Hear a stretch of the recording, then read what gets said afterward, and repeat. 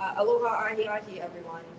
EPA has been providing drinking water and wastewater support to the County of Maui and the state of Hawaii since last August.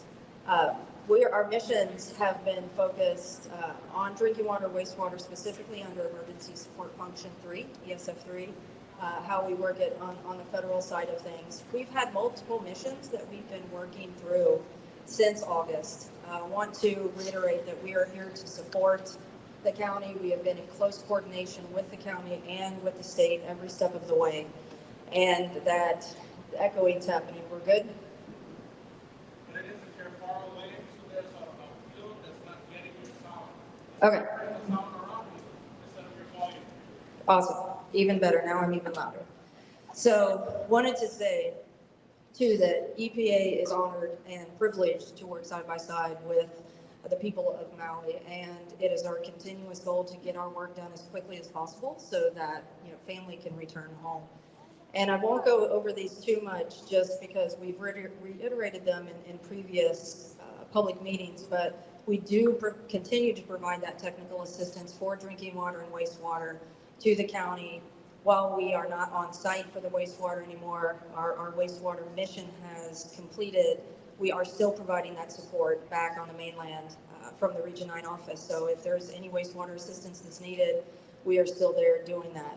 We are still on site providing that technical assistance to the County of Maui Department of Water Supply because we're still doing the drinking water mission. So we'll continue that assistance on site while that happens.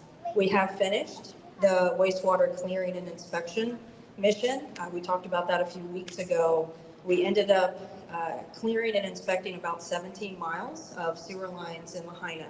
And that mission included, clearing the lines and doing an inspection through a closed circuit television camera that's run through those lines. And so we turned that footage over to the county, and they've reviewed that data and are using it to help make emergency repairs on the sewer lines, as well as look at long-term improvements and solutions for long-term recovery. We're in the midst of our drinking water sampling and isolation mission, so that's kind of what I'm here for tonight, to talk about it. But I also wanted to note that we are still doing our recovery mission. We have a sustainability advisor that's assigned to and is working with the Federal Interagency Recovery Coordination Team. He is actually here tonight, so if there's any questions on the recovery side of things, he's working with all the other agencies to make sure that, Maui recovery, recovers in a sustainable way. So that mission does continue. So on to our drinking water sampling.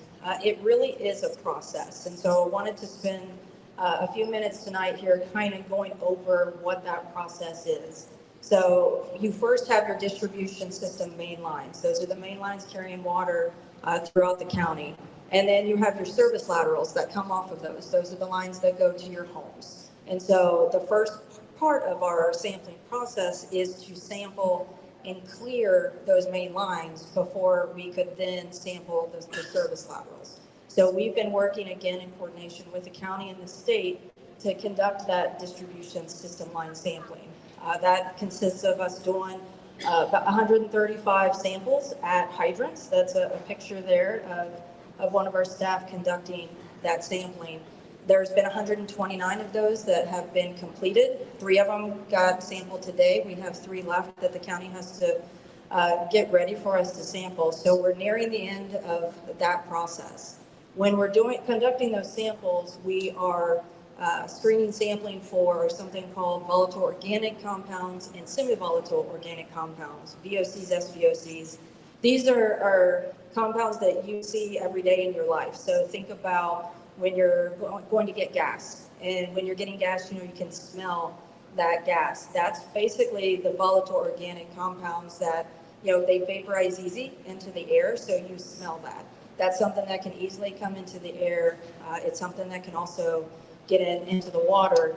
And they're contaminants that pose health risks if you have large quantities of them over a long period of time. So what we call a chronic contaminant. So we're looking for those. Those are things that are possible after a fire happens, a structure is burned, you have that open conduit into that service lateral possible, so that the smoke ash could suck back in if it's a burn structure and have that hole that could cause that, kind of wildfire contamination. So those are the things that we're looking for, working with the county to see if they're there. Also, we're looking at bacteriological. Those are more acute health risks, more bacteria. So that sampling process has been occurring, is nearing the end of that process. So it goes through, just want to make sure there's a screening process first. So they take all these samples. If there's any kind of detects that happen with that, no matter if it's at a level like the EPA's determined, it's called a maximum contaminant level. If there's any detects whatsoever, even the most minute amount, they will go through and flush and perform mitigation activities and resample, and they'll keep doing that until it's cleared, until they ensure that the main water through the main part of the distribution is cleared. And then comes step 2, which is the process that we are just starting. That's that service line sampling. So we're doing the exact same process. We are going to be sampling. We won't be sampling for bacteriological because we're looking at the service laterals, because we have taken care of that through the mainline sampling. But we still want to be looking for any potential wildfire contaminants. So we're going to be sampling those for the VOCs and the SVOCs as well. So when we're doing this is what the sampling apparatus looks like. So this, again, is something that's being done in close coordination with the county. And what this process looks like is the county was actually very proactive. Right after the wildfires, they went out and they pulled the meters from every single house, every single burned structure. That was a fantastic thing for them to do that helped decrease the amount of contamination that could occur, right? So they're pulling that so that any smoke that could have gotten sucked into that line can no longer enter into that main line. So that was a very good proactive thing they did. That causes difficulties in sampling a lateral when that hole is there. And so the county, working with EPA, came up with a really innovative sampling apparatus solution that they put together themselves. We've got hundreds of them put together at this point. That's what that apparatus looks like. It enables them to actually flush and sample each one of those service laterals. So what's happening, what the process is that the county creates the apparatus, they install the apparatus, they let EPA know, we'll go through and flush it, just kind of like that rinsing process that you have to do for anything new that you get, you flush it, and then we let it sit for approximately 3 days. We want that water to sit in there so that we make sure we're getting water from the lateral. And then after that, approximately 3 days, plus or minus happen, we'll go through and we'll sample. Once we collect that sample, then the county will pull that apparatus.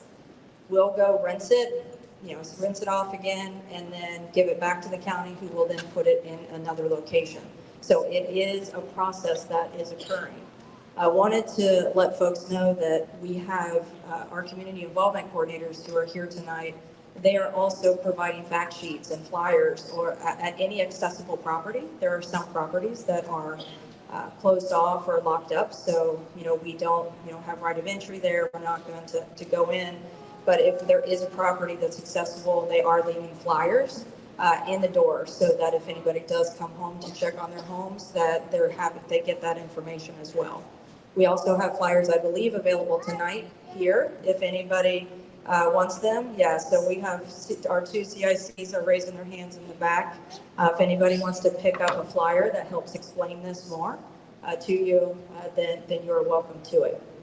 So once we get those sample results back, we provide all data to the county so that they can, they're responsible for the unsafe water advisories.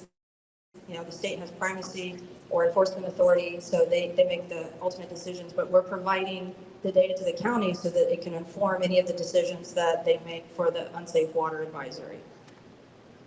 But then what happens if we get any detects in your service laterals? That's where the isolation comes in. You may hear it being called cutting and capping.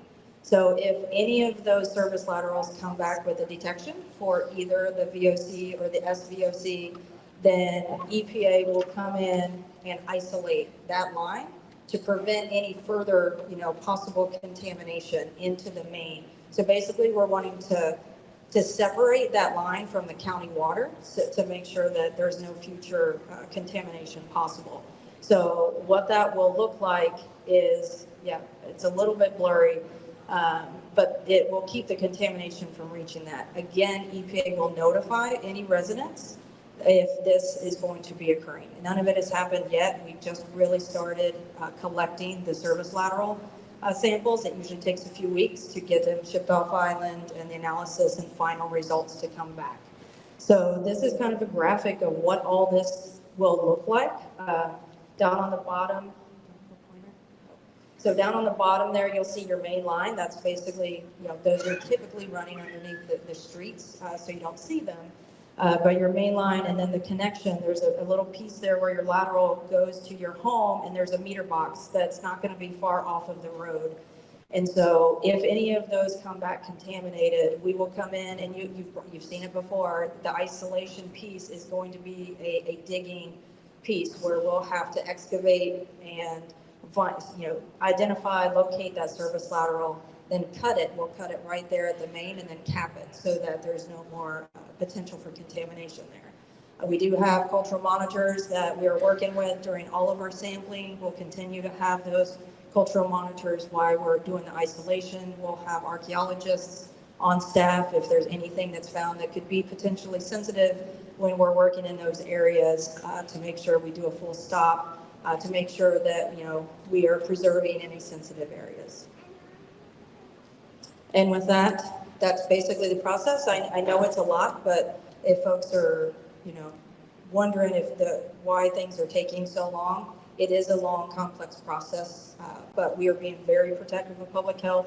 The county is being very protective of public health. We want to make sure that we get it right and make sure we oversample, so any detect is going to be cause for us to take action. We have our website where we're keeping all the data, our data dashboards, up to date at the epa.gov/Maui wildfires. We have a call center that's set up. Here's the number. It's manned Monday through Saturday, 7 to 7 p.m. So you will get a real voice that answers the phone if you make the call. If they don't have the answer when if they don't know the answer when you call them, they will get the answer and get back to you.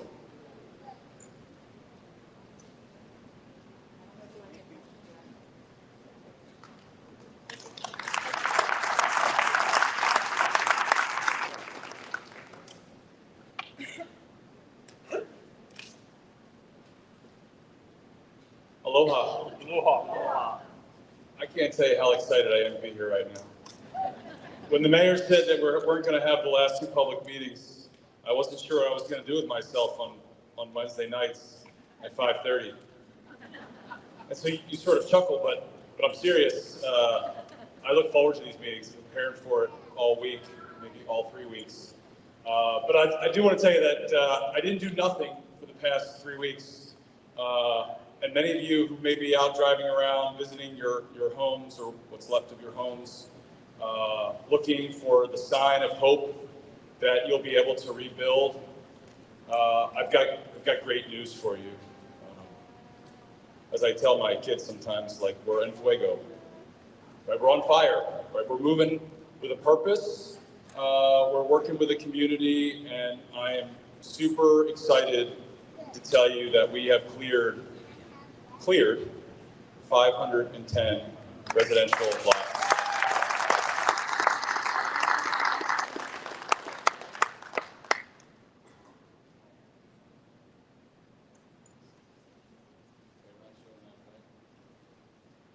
Okay. So let me just, usually when you do like strategic messaging, you don't tell someone you're strategically messaging to them. But I'm not the average guy. So I'm just going to tell you, I'm doing some strategic messaging right now.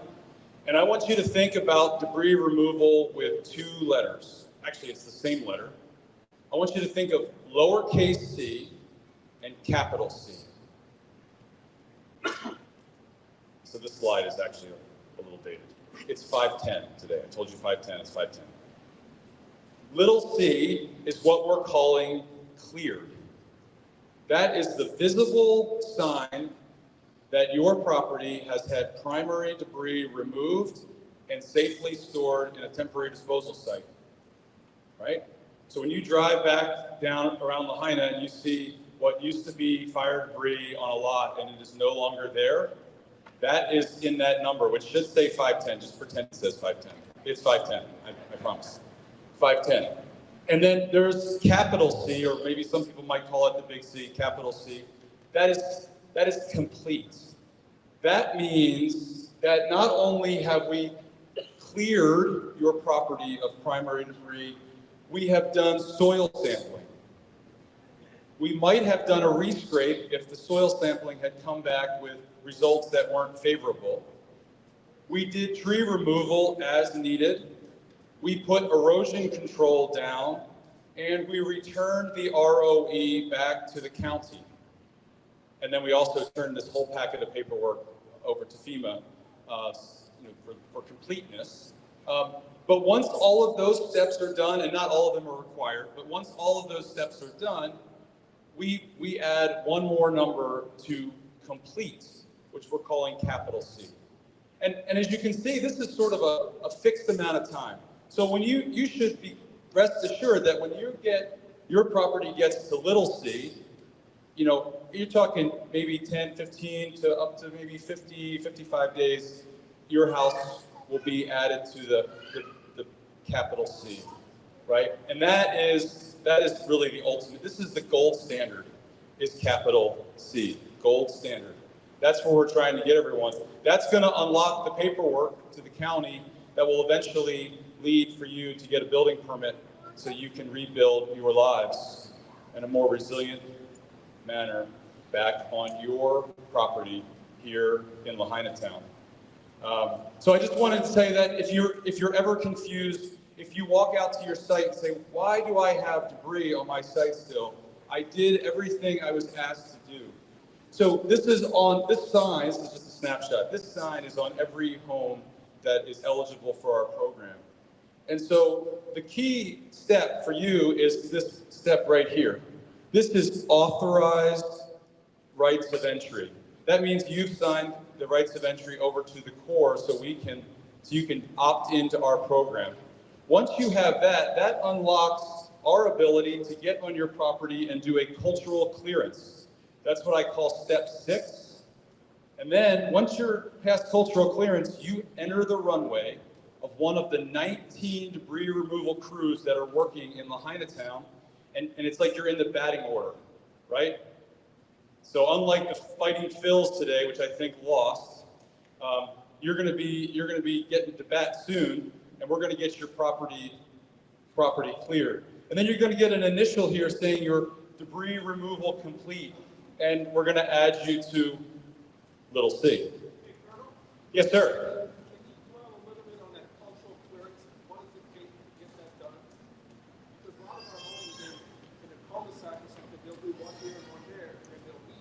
Yes, sir. They'll move that machine down another 10 houses. It takes them an hour, and then they start down there. Instead of going house to house, can you explain why they're doing that? Pardon, if I may, if you're going to be taking comments, for the sake of the live, just please repeat them. Yes, sir. So the question was, how do you get to cultural clearance?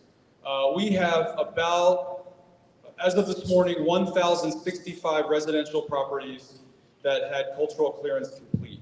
Now we have about 1,200, I'm going to make this up, 1,265 residential ROAs. My team's probably looking at me, I'm not going to look at them.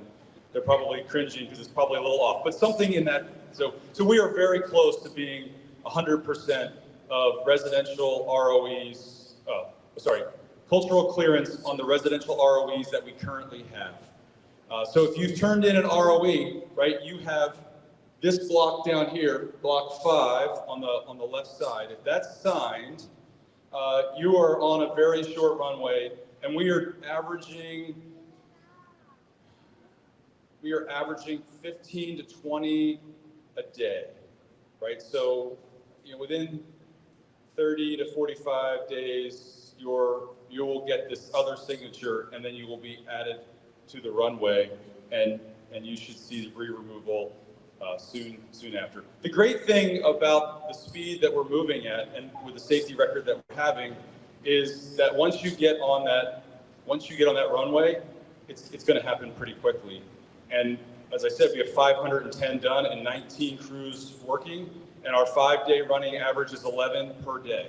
My question is, how come they're not going house to house? They're doing a pro- Yes, sir. So I did a dirty tactic, right? I heard your question and I answered a different one. So his question is, why are we not going in order, like geographically, like from house number 1 to 2 to 3 to 4 to 5? Part of that is how the rights of entries came in, and we received them from the county. So you submit a right of entry to the county, right? They have to validate that you are actually the rightful owner of that, because we don't want someone to pretend that they own your house and to sign away your rights that you didn't sign away. So there's a process. Depending on the house, it could take anywhere from a few days to maybe a few weeks to a few months if it's a really challenging rights of entry. And so then you get placed in a queue to get done. So I would love to say we're going to move down the row. We also have to remember I have 19 crews, and I can't put, if I did the clearances in order, I have 19 crews in a neighborhood, which if that's your neighborhood, you would be stoked. The problem is we'd have a traffic jam. So I have to spread those 19 crews out across Lahaina town so that I'm showing progress everywhere and I'm not creating a traffic jam and an unsafe condition for people who are coming back to their homes. So that may not be the exact answer you wanted, but that's the truth. But if you don't have it, I encourage you to find one of these red shirts tonight. Give us your address, and we'll run down and let you know what the status of yours is, and we'll certainly get back to you. So, okay. Then when you get down here to county approval, then your rights of entry are coming back to you, and you're just one step away from getting a building permit. Okay. I was asked to talk a little bit about deferred properties tonight. So we have 173 deferred properties in our portfolio. Those were the properties that during phase 1, the EPA and the federal family, along with the county, we couldn't gain safe access to your property. And some of those are commercial and some of those are residential. And some of the reasons why we couldn't gain safe access to your property may have been that there was overhead hazards that made it unsafe for us to put people on your property. Some of that could have been that you had an unsupported tall wall that we were concerned might fall over. In some cases, you may have had excess metal or concrete that was in and around the footprint of your property, and so we couldn't safely put people on it to look for those hazards, bulk asbestos, household hazardous materials we needed to inspect for. And so I'm pleased to say that we have started this operation called Make Safer. Now, as you know, we still have a public health issue here going on. We're trying to get the debris removed. So I'm not going to say make safe, right? Make safer. And so what we're doing is we're getting those properties on a separate runway, and we're removing those obstacles, those hazards that prevented us from getting on the property during the initial days after and weeks after the fire. And so maybe that involves going in and knocking down a wall. Maybe it means removing excess metal that may be blocking our view of hazards that could be on your property. And we send a team in and are looking for those hazards. If they find some, they're going to mitigate those hazards. If they don't find any, you're going to get a phone call, and we're going to offer you the opportunity to go back and look through your property now that we have made it safer. Now, we're going to tell you that you still need to get a permit pass from the county to get in there. They're going to issue you some personal protective equipment. And that personal protective equipment is designed to protect you because it's not a perfectly safe environment. It's just safer. You don't have to go back. If you choose to, you can. We'll give you a reasonable amount of time. And then at the end of that time, we're going to go in and add that property to our our runway. We're going to continue to work on those remaining steps I talked about. And in that process, you'll be added to the runway. You'll get another phone call telling you that you're, kind of on deck, and then you'll get a phone call saying that you're 3 days out, 1 day out, and asking you if you want to come back. So if you don't want to come back in the make safer portion because you don't feel comfortable yet, that's okay.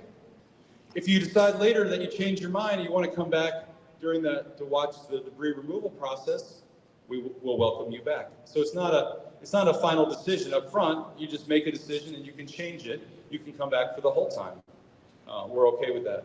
But we do recognize that there's a debris challenge out there. We want to make this area as safe as we can. So we'd like to get your debris removed as quickly and safely as possible for the health of the entire community. Okay, so that's the deferred properties. I think we have about a dozen between commercial and residential that we are close on making safer. And so there will be some phone calls made in the next 7 to 14 days to invite people back out to participate in that next phase of having the opportunity to go back and visit your properties that were previously deferred. I was also asked tonight to talk about the issue resolution process. So if you have an issue, a concern, something that you want to talk to the Army Corps of Engineers about, we have a phone number up here. We have 2 phone numbers, actually. At first, we had a phone number, and when we called you back, it had a Vicksburg zip code or area code, and so we fixed that. We are here. My call center is here in Lahaina town, and I didn't want people to think that you were getting a phone call from someone from Vicksburg, Mississippi. So the number you get a call back from is an 808 number. We are here. Those are the 2 numbers you can call. That's going to get you to the Corps of Engineers Help Center, where you can tell a very nice lady named Tracy. You can tell her what your issue is. She'll log your issue and try to get you an answer. Right? I would ask you. There's a QR code here, and this is also on the Maui Recovers website. This QR code takes you to some frequently asked questions. The question that you may have, it may not be an issue, or maybe it is, but it may be answered in that frequently asked questions block. And we update that frequently because we get a lot of calls. And so when we get a lot of calls, we say, well, this may be something that affects someone else. So we update the frequently asked questions, not to try to avoid you from calling us, but to give you, options. But I do recognize that some people like to talk to a human. So we have that resource here for you to use. Okay. I also would be remiss if I didn't say that on Monday was the first day of the 4th quarter at King Kamehameha III Elementary School, which we completed. Thank you. I was there. It was a huge day. There were smiles from ear to ear from those youngsters who get to come back to, though a temporary school, a more permanent school. And I think there was a lot of tears from parents. And I think those were mixed tears. Those were tears of joy that their kids get to go back and get a proper education in a more permanent school. But I think those were also tears of joy and maybe of relief, because I know that all of you are trying to recover from the worst tragedy of your life. And knowing that your kids are in a safe learning environment and you now have some more time to put your lives in order and to rebuild your lives is really important for healing. And so I'm honored the Corps of Engineers is honored to work for FEMA on this and to put this school together for this community. And I'm just so thankful that we got it done this year in time for the 4th marking period, for the 4th quarter of the academic year. Okay, I think that's all I'm going to talk about. And we'll be here for questions. And if you can't ask your question for whatever reason, find a red shirt, ask your question. We're happy to take it.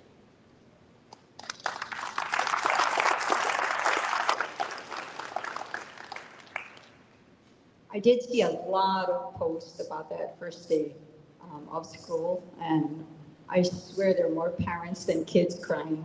I could sense it. So mahalo, mahalo. That was a huge day for all of us. Next week, before we begin our question and answer segment, and we do have a representative from the Department of Health as well. Oh, and looks like Red Cross would like to share something. Okay. Before we do that, since you already see the slide, I'm going to tell you a little bit about this. Next week we're going to be here on Wednesday. This is what we're going to talk about. We're going to give the status of the temporary debris site at Oluwalu. We promised that we would go back and report how it's going. You all know that we're moving forward with the Central Maui landfill area for the more permanent site. But in the meantime, as we progress through, we've been using the temporary site.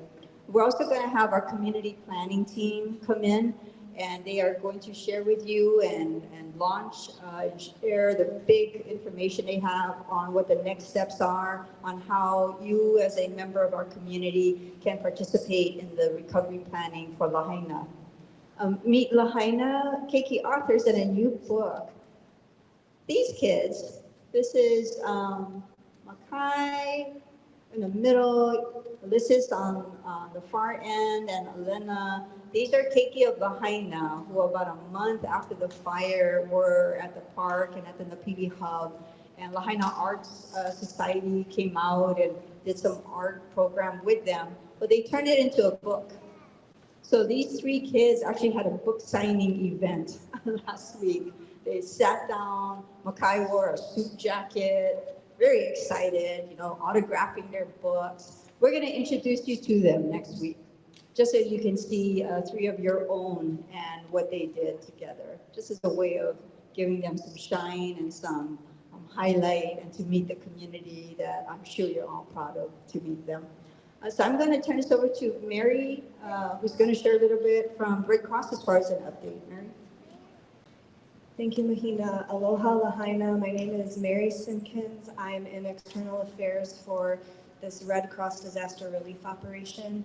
I just wanted to let you know that we are under 3,000 individuals across sheltering sites. We have currently 2,860 individuals in our care, representing 1,160 households. This is down from the peak in September of over 8,000 individuals. So progress is being made and people are getting into more stable interim housing, and we're cheering on our clients every step of the way. I also just want to take the opportunity to speak to those who haven't yet found a housing solution and might be watching members of their community move out and move on. Just want to let you know that your story is not over, and we're working hard to support you on your next journey into your housing. I wore my red shirt today, so I'd be easy to find for questions, but with the fine folks of the Army Corps, I just want to say I can't answer Army Corps or Target questions. That might be confusing for everybody. Want to also highlight that in grateful partnership with the Council for Native Hawaiian Advancement, we continue to support the Kako Maui housing program. Over 200 people have been licensed into that, as well as the host family support program. Those are ongoing, applications are being reviewed, and over 600 individuals are being supported. So I just want to let you know, remind you that that is an option. That's a 6-month program. And all of the housing solutions we're talking about, those are temporary until you can come back home or come back to a place that's more ideally suited. To that end, the Red Cross is also supporting one more temporary housing resource fair that will be held at the Royal Lahaina on April 20th from 9 a.m. to 3 p.m. And I'll be here after for any questions, again, not related to Target merchandise or Army Corps of Engineers. Thank you. Every time I hear Colonel talk about the red shirt, I remind myself, do not wear a red shirt on Wednesday. Let the Army Corps wear their red shirt. The uncle over here is like, I'm wearing my red shirt. We won't ask you, he'll bother you. At this time, we're gonna take questions. And again, we have a representative from Department of Health. We have the Maui Emergency Management Agency with us. We have the state's Deputy Director of the Department of Housing, Human Concerns, we have FEMA, Red Cross, EPA, Army Corps of Engineers, and Department of Water. So they can help us with any questions, and any we cannot, we will get back to you. And as we usually do, just raise your hand and we'll send a microphone up to you with our friendly helper. And if you have no questions, that's even better. And I do want to say, please help yourselves to water at the table put out by Francis Cow, who runs the disaster center on behalf of Haima. Yes, ma'am. Hang on a second. Okay, a question here in the front. Anyone else right after? Yes, my question is for Chemo Landgraf from the Water Department. Just asking if there's any update on the timeline of testing of L6? Not yet. So EPA is kind of, it's taking them more than they thought to, the learning curve is a little steep. So I think they have it now, and hopefully in the next couple of weeks, we will get through there. What does get through there mean? Does that mean testing? Testing and sampling and getting results. Then we may have to do some corrective action, but not until we see the results. Well, what's the period of time it takes from the time the samples are taken to get results and then to clear the area as potable? Okay, so it takes up, from what EPA says, it takes about 10 days for us to get the results. That's what it was. Yeah, so once we see the results, we can fairly quickly get in there and take the corrective actions. It depends how many laterals we have to cut, and so that's really what's going to take the time. Thank you, Chemo. Again, please raise your hand and we'll get the microphone over to you right here in the second row. This is Cynthia Lalo, Mayor Vincent Senior Executive. Right here. Raise your hand again, ma'am. Oh, I'm so sorry. And anyone else right after? We'll run the mic. Okay, we got three right here. Hi. Go ahead. Yeah, I was just wondering if there was an update, and maybe I missed it, on linking the sewer system up in Waikuli area. What's the status on that? Okay, we're gonna let, oh, she's got her backup. I'm gonna have my backup, who's working specifically on that effort, to give an update. Hey there, I'm sorry, who am I answering here? Hi there, I'm Sebastian Rodriguez. I am EPA Sustainability Advisor. So we, right now, are working on the design and engineering of it. That's predicted to take about 12 to 16 months. We're identifying sources of funding for the actual construction of it. So that, unfortunately, until we identify that, I can't really give you a timeline for actual construction. But right now it's not being held up because the design and the engineering phase is going to have to happen first anyway.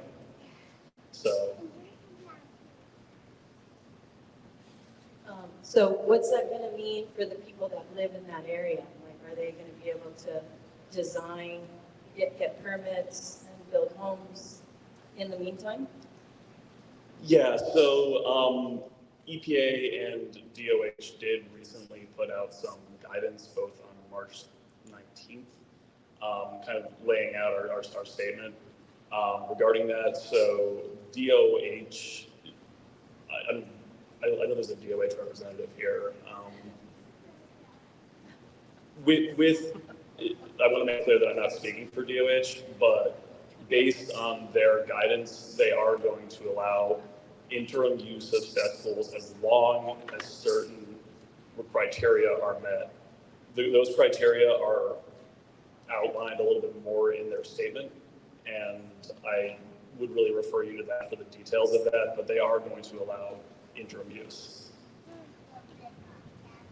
We'll let you have one more question and we'll move on. We have several. Okay, sorry. So you said they put out a statement. Where would we find that statement? It's on the Department of Health website. They announced a few weeks ago, they put out their guidance papers, and we're going to talk about that as well at the April 16th homeowners meeting. We'll continue that discussion as well. But their guidance paper that he's referring to is posted. Thank you. Sir, go ahead. My question is, pertaining to the access placards, which you used to be able to get here, right over in this area at the Civic Center. Please tell me that I do not have to go to Wailuku to get new access placards. Okay, this is Everett from. Everett's here, all right, the answer. He's the man. He is the man too, ladies and gentlemen. He's awesome. So yes, you are correct. You can pick up the placards here at the Civic Center, Monday, Wednesday, Friday from 8 to 4, and Saturdays from 8 to 2. Okay, thank you. I know I saw a bunch of hands right here. Gentleman in the purple, followed by Kim. I could have- yeah, right there. Go ahead, sir. Hi, I don't know if this is for Colonel Swenson or maybe FEMA. It's a two-part question. The first part is, I heard that the housing, the planned site above Fleming Road might be moved back to the coffee farm area.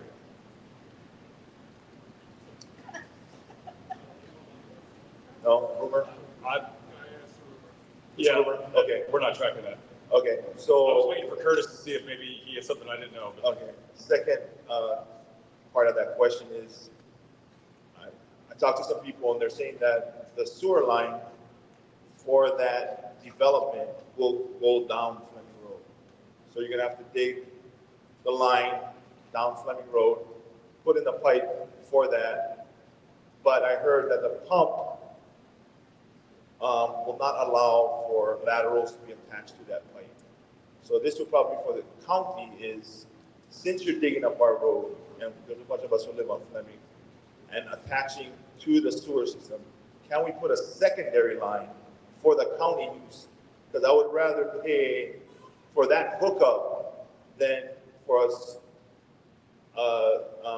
septic tank, because I do not meet the guidelines for the use of my cesspool because of the amount of rooms that I have to build. Thank you for that question.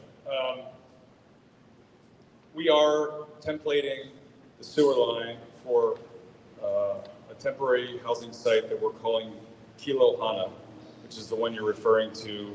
That will be the northern side of that would be where Fleming Road, sort of Malka of the neighborhood that's by Fleming Road there. And we are in discussions with the county and FEMA on ways where if we had to dig the road, could we do it in such a way that we, I guess for lack of a better word, say to kill two birds with one stone, right? Could we design the pipe in such a way that would allow us to help residents tie in to that sewer line, city sewer line, and accelerate the timeline it takes to get them off of their cesspools. So we are in active discussions about that. We haven't made a final decision either way, and it will be certainly a decision that it's not my final decision, but we are trying to move in that direction, at least present all of the options, because we recognize that if the road is being excavated for one sewer line, could we make the sewer line robust enough to enable the county to start getting the Wiley Cooley neighborhood off of cesspools?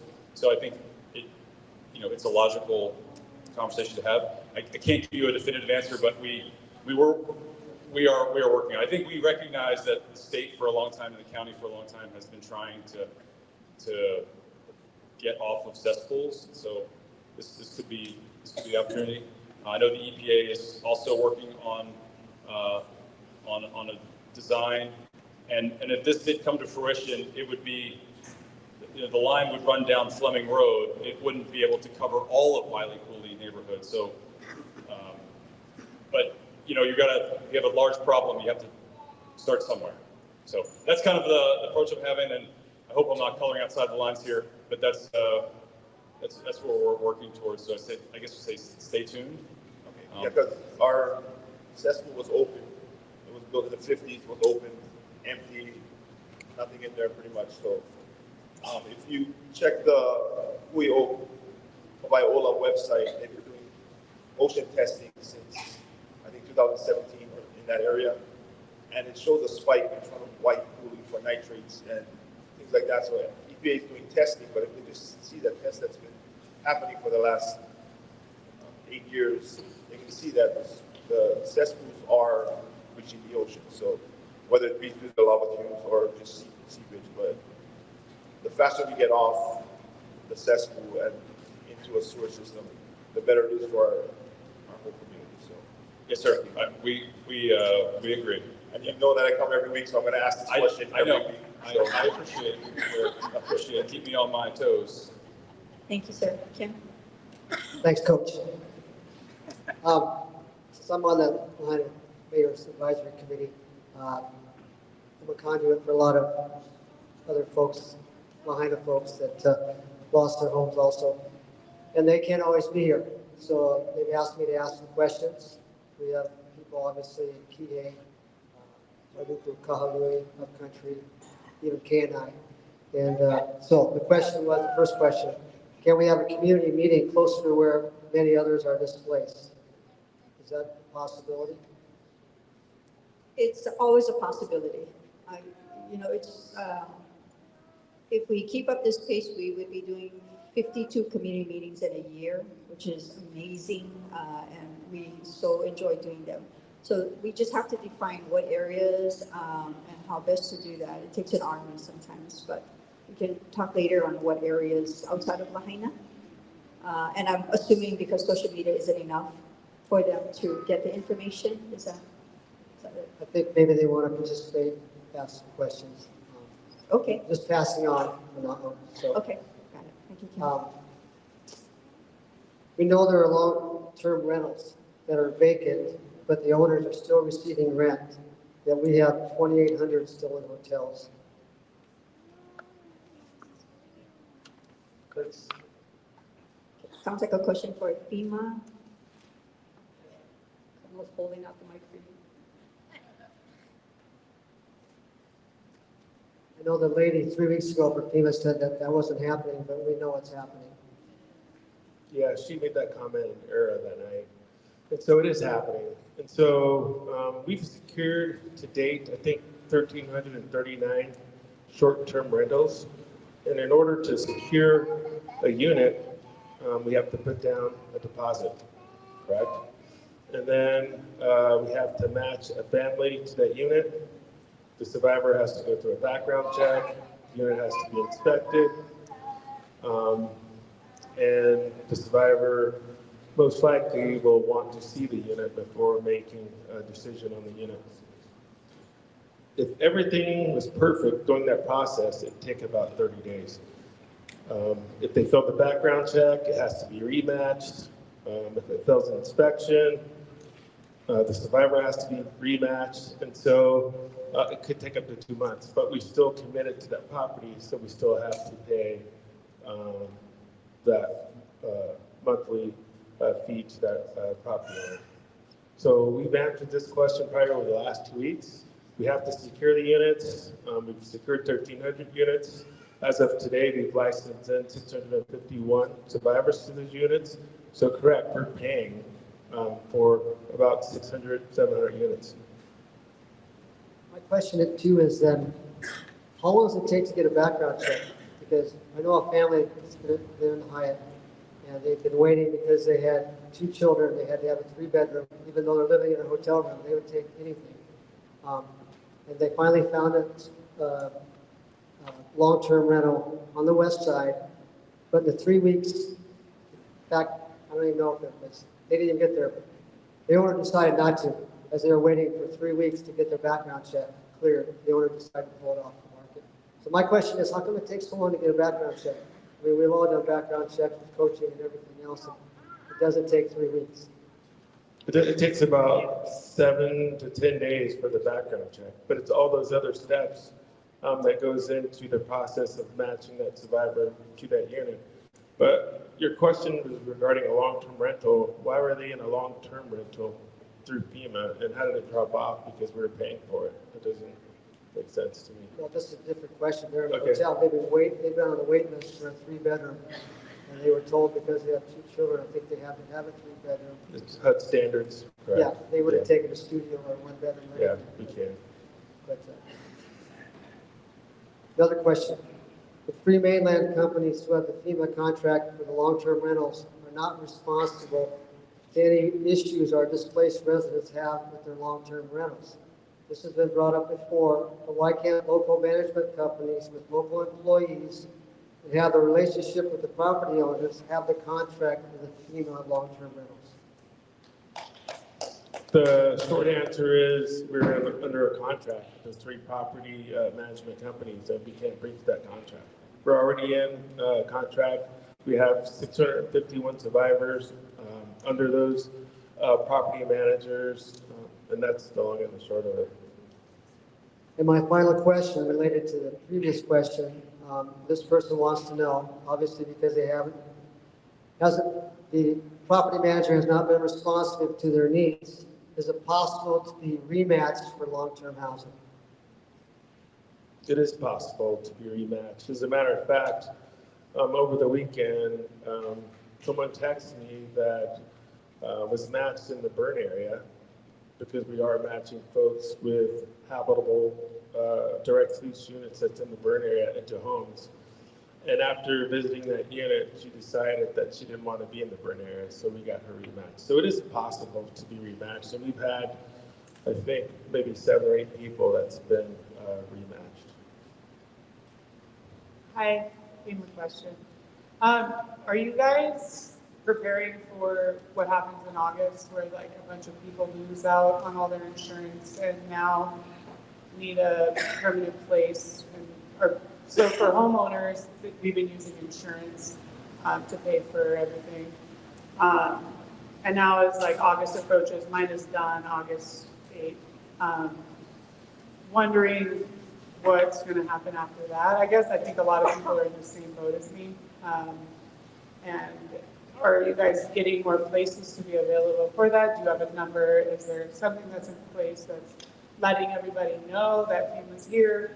Because I know it's been extended for everybody else, like renters and all that, like if you guys just stay extra long. So it's just like coming from a homeowner's perspective of having insurance and being denied by FEMA. Curious just as to what steps we next take. Like, so I'm in a house paying insurance, and we have a visit next week because someone's coming in to look from FEMA to inspect the place because they wanted to rent it out for more. And I know this isn't legal. And I'm like, oh, do I throw these people under the bus? And be like, hey, I don't want to do that.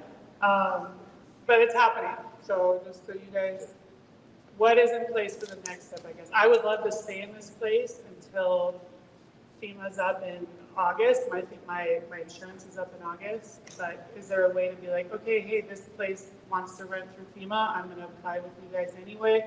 Can I stay in this house?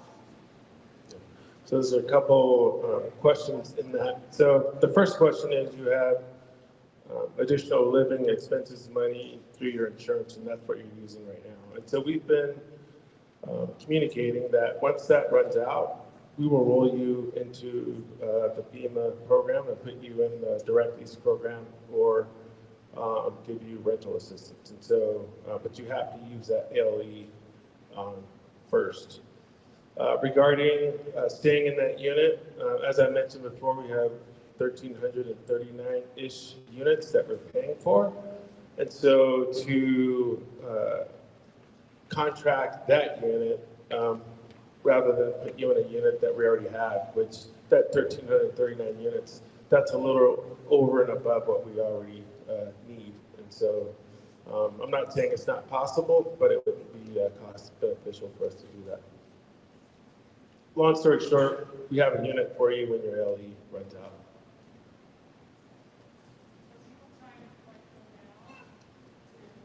And so that's a good point, because what you could do as well is come down and talk to us, and then you can use your LE for a direct lease unit, and we can place you now in a unit, and just you'd have to pay from your LE that expense, and then when it runs out, we'd kick in money to help you draw down this program. So that's an option too. Thank you. Sir? Yeah, my question is about the water.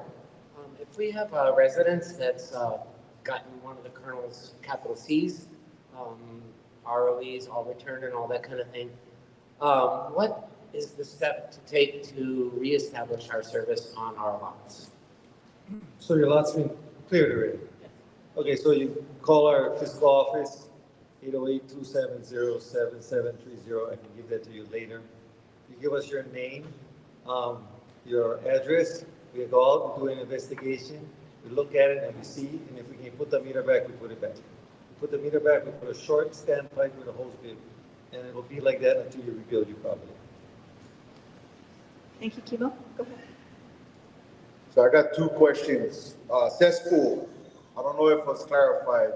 Do we still need an engineer to examine the cesspool to see if it's usable, or can we just have a certified plumber inspect the cesspool for use? I never got an answer on that.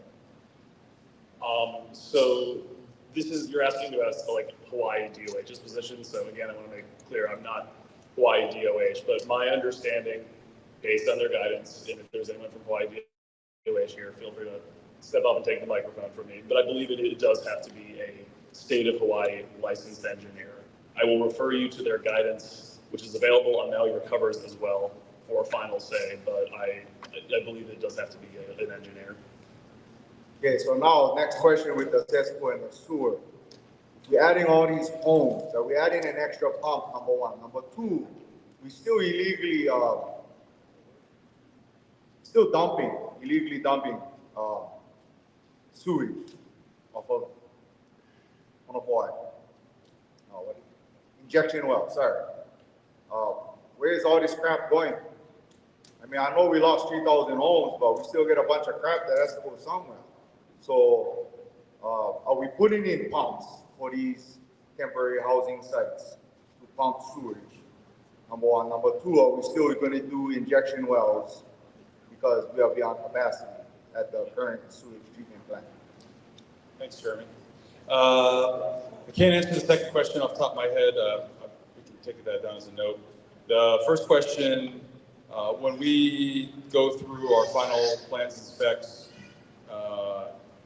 for the Kilohana group site, when we size the sewer pipe, we will, and associated infrastructure, it will be sized to the dimensions that we expect, sized to the amount of material waste that we expect to receive based on how it was designed, right? So we got to figure that we have a design.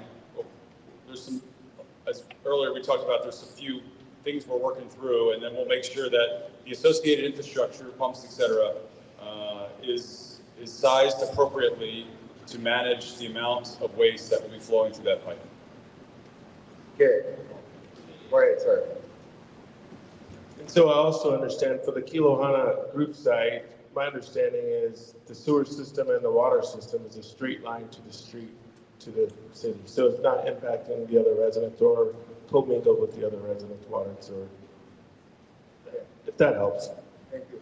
So now it goes back to my second question. This is for the county, and nobody's here from the county that can answer this. Me and Colonel had a discussion about this, and I sent this to the mayor.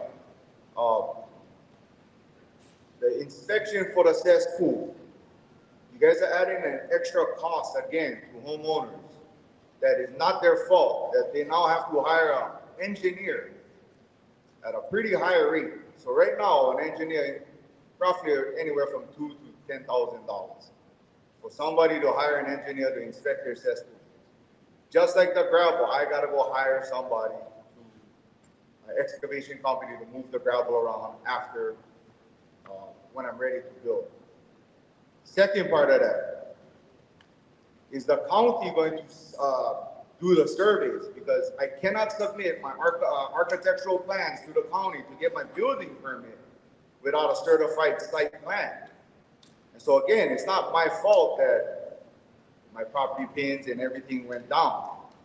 There is no place I can find an official site plan from the county. We called the permit office, the planning office, nobody has that. So is the county going to do surveys for the homeowners so that we can start getting our architectural plans ready to be submitted so we can build as soon as possible? So Jeremy, I can only say that on April 16th, which is the homeowners meeting, we will have those questions ready. I don't think any of us are going to speculate tonight, so just want to be upfront about that. And I recall, you did talk about the expense, the added expense of getting those online with the professional, trades with the engineers. And I think plumbers came up to it one meeting. So those are still being internally discussed, but we're not there yet for something in particular. But I can assure you that that is part of the internal discussion as we head to the homeowners meeting on the 16th, because it's very specific. Okay. Thank you, Jeremy. Yeah, and then we'll clarify, and also Barry wants to clarify something not related to that question before we get to the next one. Go ahead, sir. Okay, so regarding the first part of your question about the cost of hiring a professional engineer, that's feedback we've gotten from a couple individuals. We are that is something that we want to see if that's something we can help out with. I can't promise anything right now, but that's something that is on our radar that we're trying to help out with. April 16th, I know, is the homeowners meeting. I hope to have some more substantial updates for you on that by then. Okay, we have that recorded. Mary? Yeah. She just wants to clarify a clarifying comment. Thanks, everyone. I know we've moved on. We're asking very pointed questions of these fine folks. It's really important to me that I give this community accurate information, and I think I may have misspoken. So I just want to clarify. The Kako Maui housing program has 95 leases signed in. The host family program is supporting over 200 families. So I just wanted to make sure that I clarified that for everybody. And one more plug for the temporary housing resource fair at the Royal Lahaina, April 20th, 9 to 3. It's where all of the agencies come together to answer your questions and help move you along. Thank you. Thank you, Marie. Any other questions from our folks here? Just raise your hand. Cynthia right here, smack in the middle in the blue. Raise your hand and she'll walk over the microphone to you.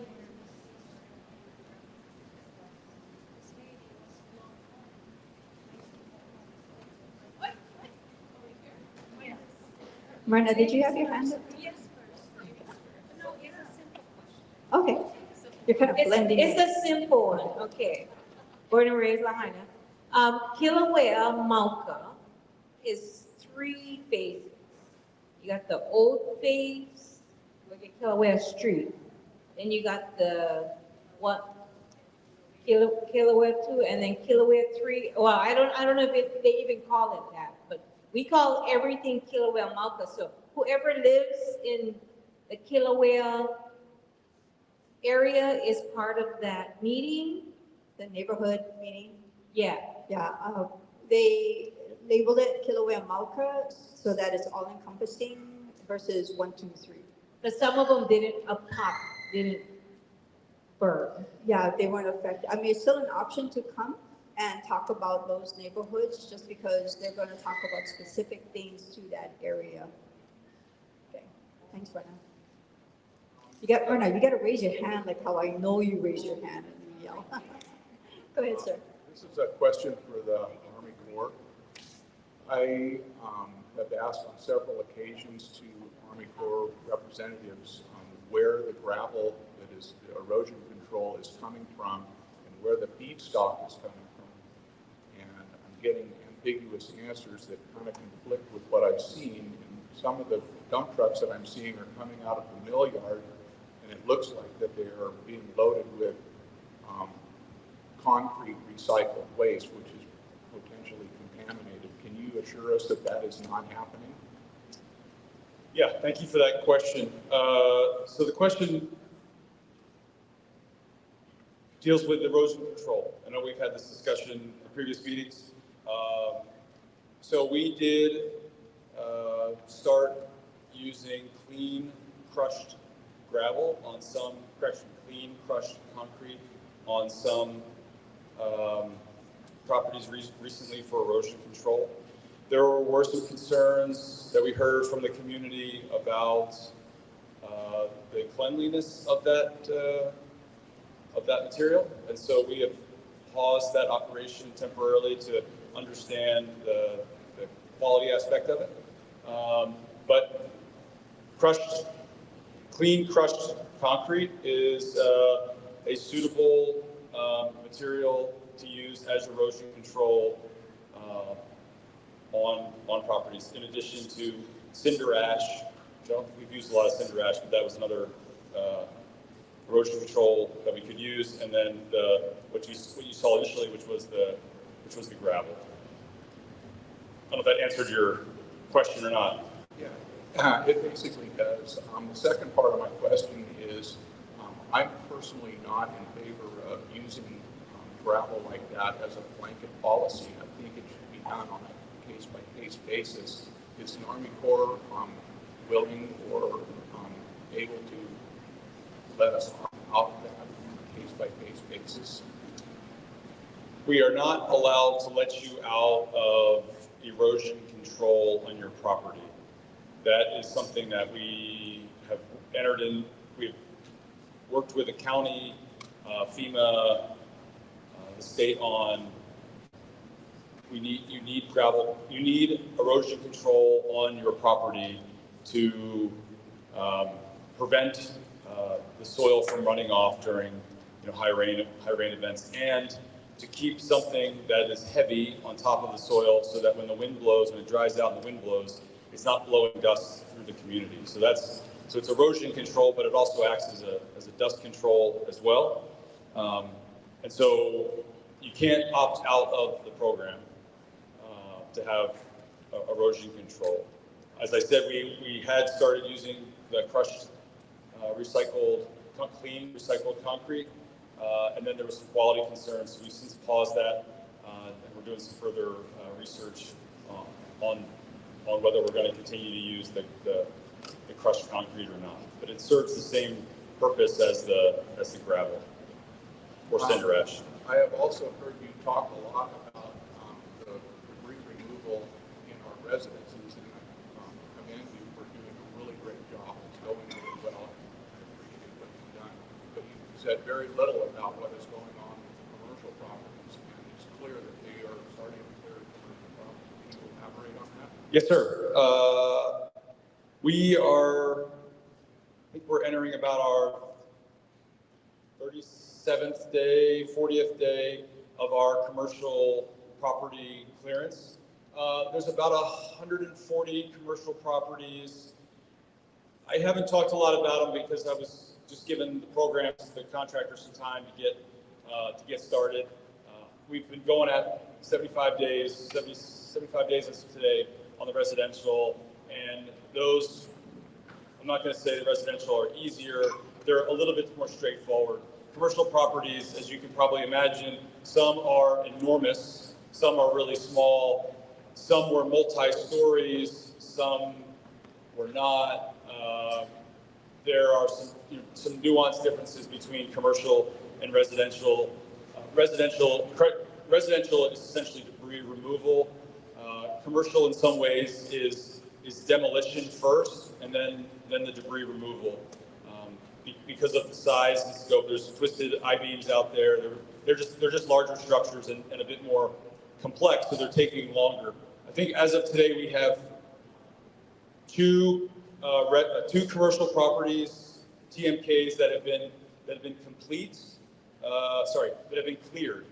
So this is little c, and we're working to get to big C on those. And we have many more in the pipeline. It's not as countable, I guess. It's as easily countable as residential, but we are getting faster at it. And like I said, it's a bit more technical. But if you are driving around, and not driving, but if you're stopped at a red light, or maybe on some high ground, and the light is red, and you happen to look down onto Lahaina town, you may see the former site of some commercial buildings. You'll see some very large equipment down there trying to, cut cut steel I-beams. It's just a lot more in-depth. There's a lot more concrete to remove. It's a much more in-depth process. But we are making progress on those as well, and we're doing it safely. So nice, thank you for that. Just a real quick comment on the erosion control. It seems to me that in certain situations you could give us our water meters back as soon as the water has been cleared, and then we could irrigate and cultivate our land rather than putting the gravel on it. Potentially. This is the most probably complex fire recovery we've done, that FEMA has done and the Corps has supported. We have 1,615 properties, all in very close quarters. There was, if you think about this as like a car accident, this was like massive trauma, right? We have sewers that had to be inspected. We had, I think it was 17 miles of sewer lines that had to be inspected. We have about 1,600 plus or minus service connections for water. All of those have to be tested, capped, put back into service. It's going to take a lot of time, and so could potentially there be some properties where we could do that? Maybe, but we're trying to do this expeditiously as possible so that we can get our equipment out of Lahaina town to allow the equipment that you have hired to come in and rebuild.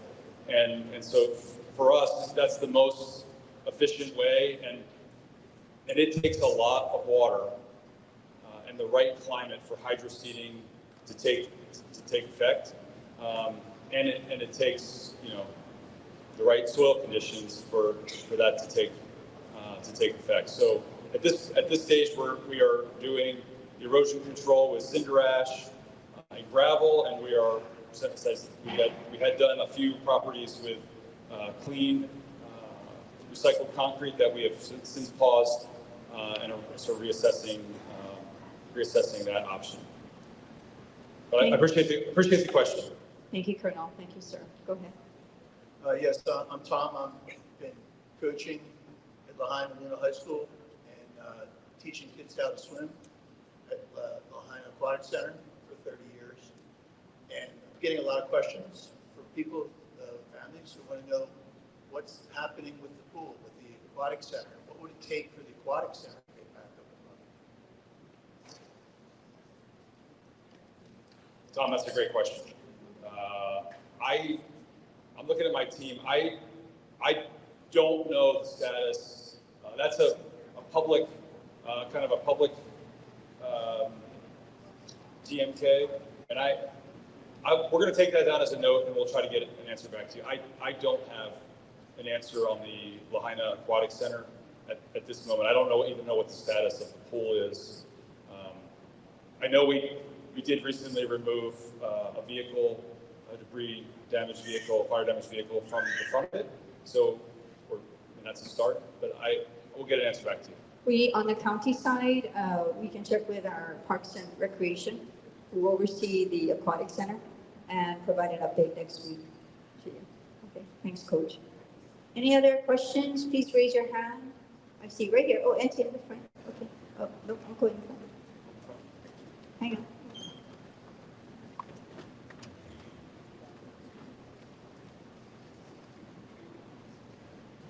Remember to hold the microphone close so we can get it. Okay. Thank you. This is for Colonel, sir. This is part of your answer, but through my experience, what type of cinder ash you talking about? There was, in the original contract that we wrote, there was another product here that we could use would be cinder ash. I don't think to date we've used cinder ash on any property. When we wrote the contract, that was another material that was available on Maui that we could have used. We actually haven't. I should have even mentioned we haven't used it. We really primarily used gravel on all the lots that we have put erosion control down, minus a handful that we had started with clean, recycled, crushed concrete. Okay, because the only. What is cinder ash? Oh, the question was, what is cinder ash? So the question would have been, what's in the ash that you were gonna use? What it would have been whatever the contractor could have locally sourced or could have sourced from within, likely within in Maui. I don't think they would have sourced it from outside of Maui. It would have been too expensive to ship it here. So we were trying to give them options for things they could have used to source for erosion control. The most common has been just gravel. So. Okay. Because my only thing was that through my experience, the overall red cinder is very corrosive. Because I used to repair cars, and the old folks used to haul those cinders to fill up hookers in their yard, yeah?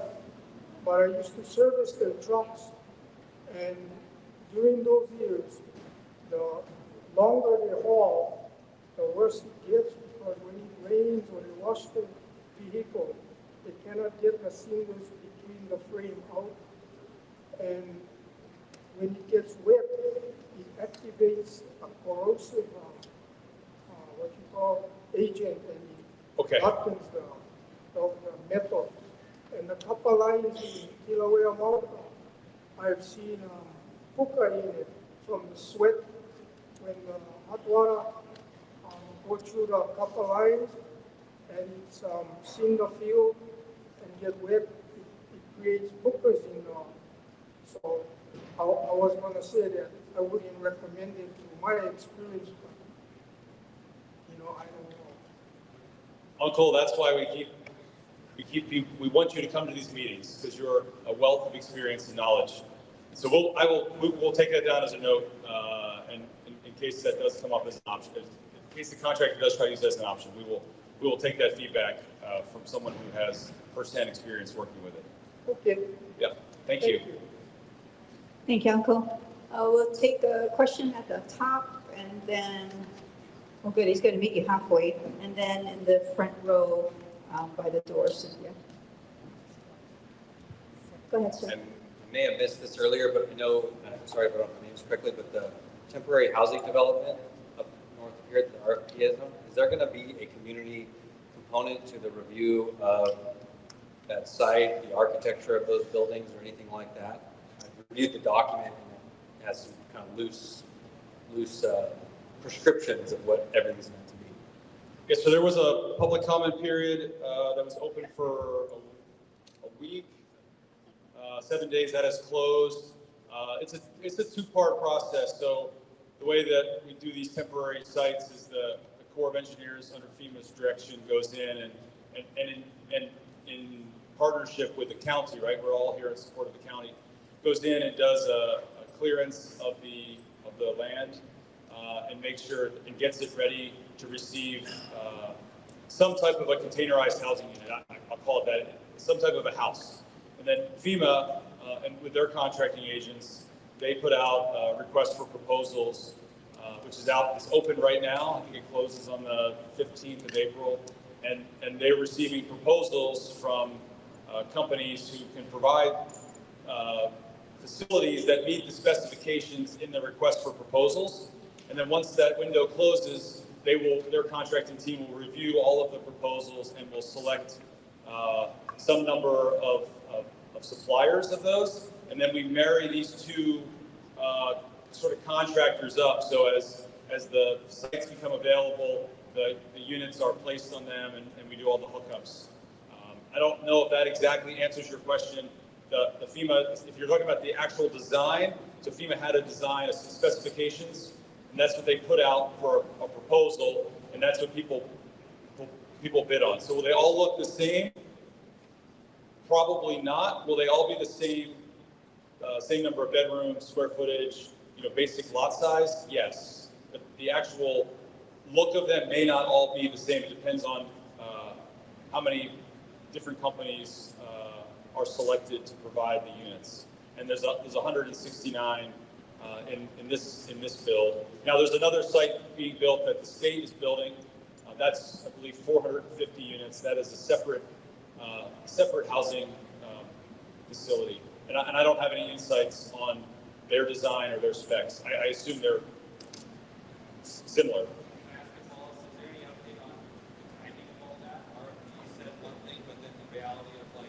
Yeah. So the question was, is there any update on the timing of this construction build? It's unfortunate I can't tell you more good news that we have awarded a contract, but we are moving in that direction. So the Corps is close to moving to getting to award of a contract for our portion of it, the preparation of the land, and then I'm not going to speak for FEMA, but I think sometime in March, mid to late March, FEMA plans on awarding their contract, and we're trying to make this marriage come together sometime in late summer, so that we can get people moved in, sort of early fall. I'm being a bit vague because we haven't awarded the contract yet. FEMA hasn't received all their proposals. They haven't received, the window hasn't closed. So I am deliberately tap dancing here. My lips are moving, my feet aren't, but. Thank you, Colonel. Uncle Earl, and then we'll go to the front row down here. Go ahead. Yeah, so my question is, why is everything coming to be very political?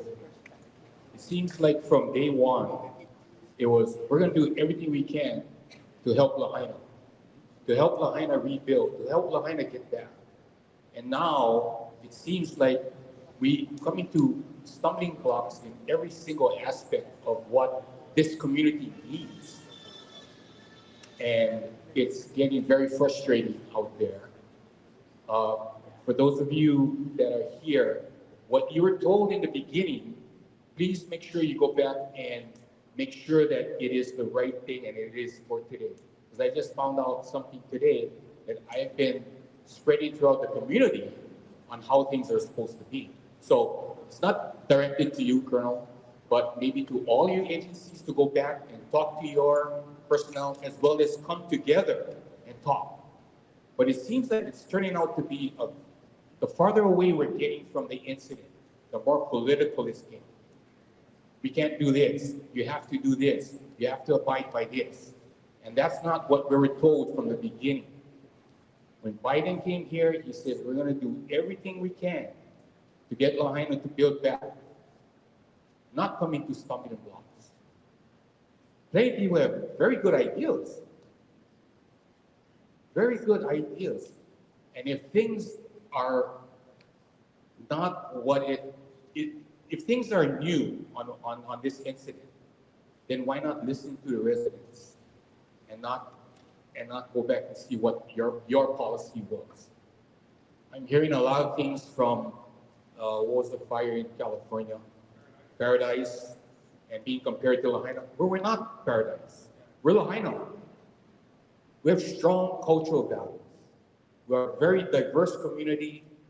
We're very different in age, from Makuli to all the way to our Kamali. I think we need to start getting back to that. We're going to do everything we can for Lahaina and not for the people to run into stopping guns. Thank you. Thank you. We'll go to the front row. I'm sorry, right at the very end. If you could raise your hand again, ma'am.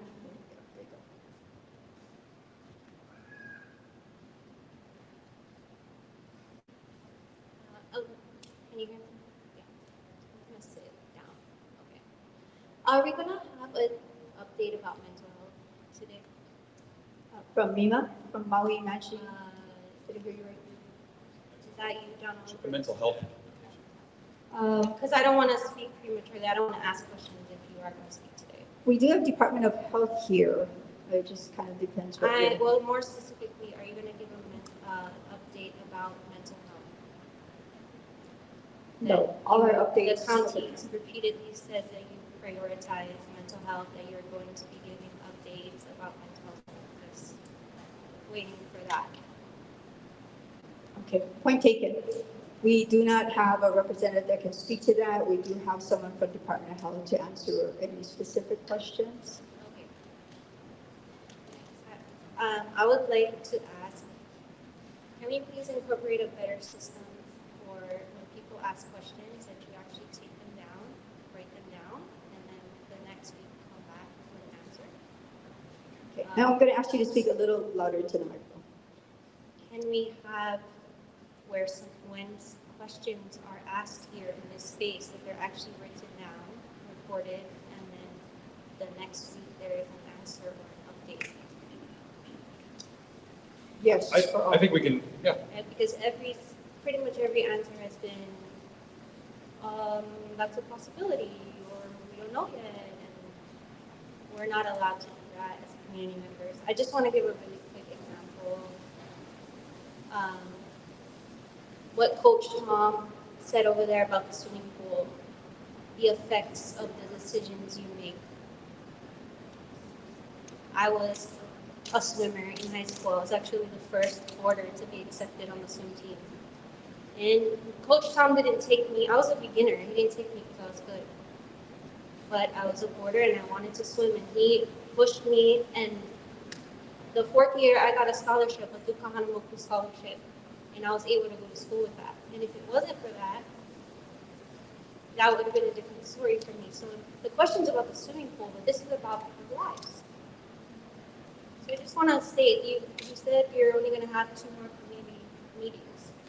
In the mayor's recovery plan, it says that this recovery is a community-led effort. I don't see any tangible evidence of that. So it would be also great if you could name ways that you are actually tangibly allowing the community to meet, because I don't see it. Thank you, Nicole. Is there another hand? Right where you are. Thank you, Cynthia. I don't know if this is, I think it's for the state. I saw Joel Campos earlier, but I don't know what he's saying, but, so you talked about the temporary housing and putting up housing above here and all of that. Why not utilize more like state parcels where the fire actually would start? For example, by Lahaina Road, get parcels over there that's owned by the state. I know not going to house everybody, but can house at least with some modular homes on those parcels, maybe 30 families up there, and that's something to help us out to stay in Lahaina rather than shoving us all Wailuku, Kaului, all of that, the same repetitive, all the way on the other side of the island. This is state-owned parcels. Why can't we utilize those, or why can't you guys utilize that? The infrastructure is already there. It's lots that was meant for the people who had to move because of the build of the bypass. And there's still empty lots over there with, like I said, the infrastructure is ready to go. Why not use it for temporary housing for at least a little bit of the families? I mean, it's an idea. I don't know if it can be done, but I don't see why it can't. You're correct. Joe Campos was here. He has since left to catch his flight. We will ask the state for an answer to the question of existing state lands with infrastructure opportunities. Are they being considered, and why not? What would that be? Okay, we'll respond to that next week when we come back with that question. Thank you. We'll take another question. I saw a hand, and then I lost track. Oh, down here? Oh, right here, sorry.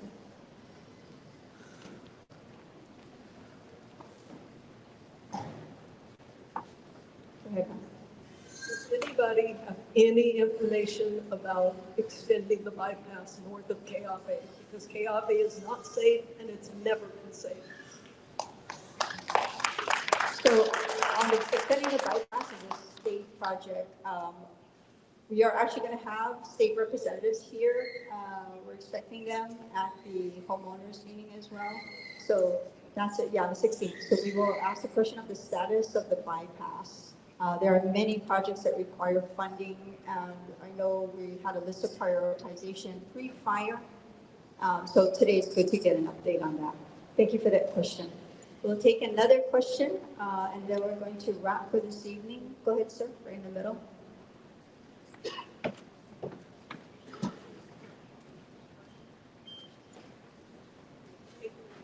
I just wondered if you have anything to share about status of Lahaina Harbor.